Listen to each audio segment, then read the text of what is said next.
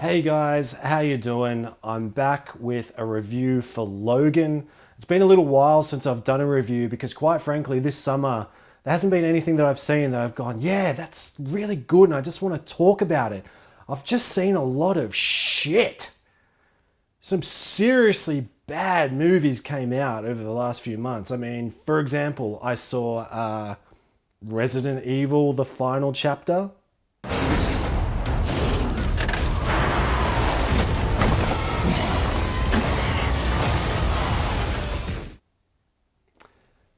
And I really kind of lost all faith in humanity after that. So, Logan. I was so stoked for this film. I'd heard some great reviews, and also knowing that it's supposed to be Hugh Jackman's last outing as Wolverine, I read that it was based loosely on the Old Man Logan string of comic books, which was supposedly meant to be really great. James Mangold, who directed the previous Wolverine movie, The Wolverine, which was slightly better compared to X-Men Origins Wolverine. If you're a fan of X-Men and of Wolverine and you haven't seen X-Men Origins Wolverine, do not see it. It is so awful on so many levels that I can't believe that it actually got made. It is very well known for how terribly they treated the Deadpool character. And so the fact that Deadpool finally got his own R-rated movie done the other year and done properly was kind of like making up for that mistake. And similarly here, Wolverine is now getting to make up for his shitty film here too. And I gotta tell you, this film fucking rocks. They absolutely nailed it. I've never been an X-Men comic reader. I've only followed the movies. I've seen all the movies. X-Men 1 and 2 are great. X-Men 3 is pretty bad. And X-Men Origins Wolverine, well, how about I just let the man himself, Wolverine, show you how I felt about that one.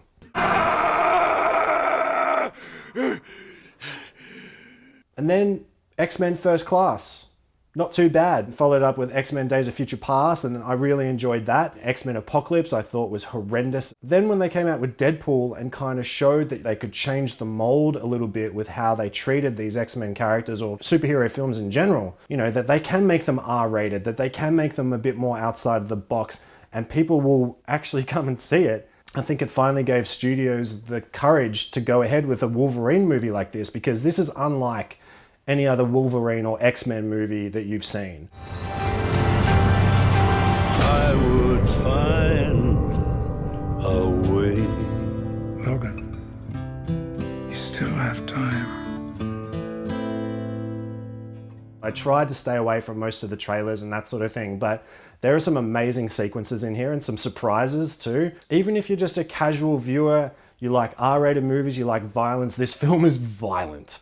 It is very violent, but it's violent with a purpose. It's violent with a message. And so it's not just violence for violence sake. I mean, I know that Hugh Jackman and James Mangold, the director, they were both really adamant about making this film work and making, you know, this last Wolverine movie hit the mark on all levels. And it's so awesome to see that they've done that. So it is kind of like a future Western sort of vibe to it, with Wolverine just fucking dudes up here and there in ways that we've never seen. Oh, and they get to swear, which felt weird first seeing it.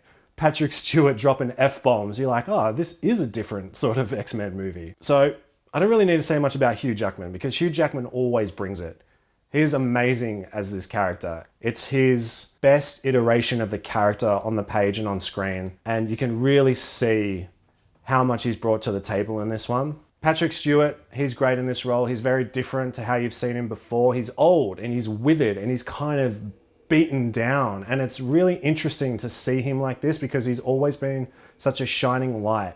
Daphne Keane, she plays the young girl in this movie, and I won't say who her character is just in case you haven't seen the marketing or anything like that, but she is fantastic. You know, she has to be violent, vicious, just downright intimidating, and for a girl who, I don't know her exact age, I would guess she's no more than 12 or 13. You absolutely buy that this girl is who she is on screen. A lot of time with child actors, you can they're new to it, they're not quite adept at conveying the suite of emotions they need to show, but this girl just absolutely nailed it. And so it was really compelling to see how she was on screen and also the way she interacted with Hugh Jackman and the connection that they had. The cinematography in this is great as well. The color palette and feel of the images are just awesome. It was shot by John Matheson, who shot Hannibal, he shot Gladiator. If you picture Gladiator and kind of take that visual style and inject it into Wolverine, and that's kind of what you've got in Logan.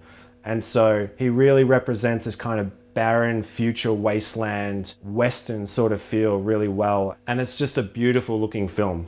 The only negatives that I really have, even though we get some pretty badass action sequences, I don't feel like the action was really shot as well as it could have been. There's a lot of kind of close up, too many cuts, shaky cam style sequences, and when you're seeing Wolverine just cut sick on a bunch of bad guys, I feel like I want to be able to see more of that stuff. I mean, don't get me wrong, you still get to see some pretty gory stuff, but there's just a couple of times where it didn't quite feel as though it was covered as well as I would have liked. And the only other thing that kind of bothered me about this is that it was like they were trying to make the most out of their R rating with swearing, because there are some scenes where they just say fuck way too often. It felt like, hey, we could finally say fuck in an X-Men Wolverine movie. Let's say it as many times as we can. Fuck, fuck, fuckity, fuck, fuck, fuck, fuck.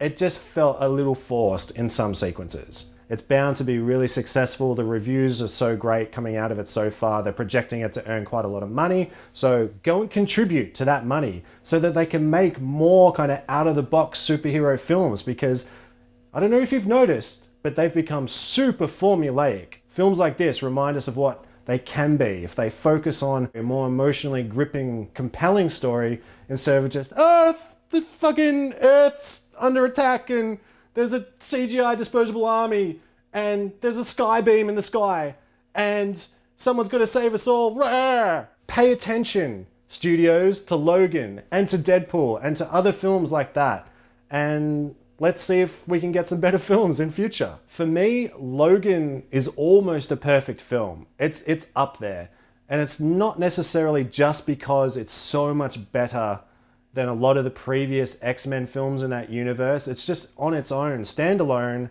is fantastic. So I'd be going almost as high as a 9. I know that sounds pretty crazy, but it's good. So anyway, guys, thanks for watching. I hope you enjoyed this review. If there's something that you'd like me to talk about, please let me know. Otherwise, I'll see you guys again soon. Cheers.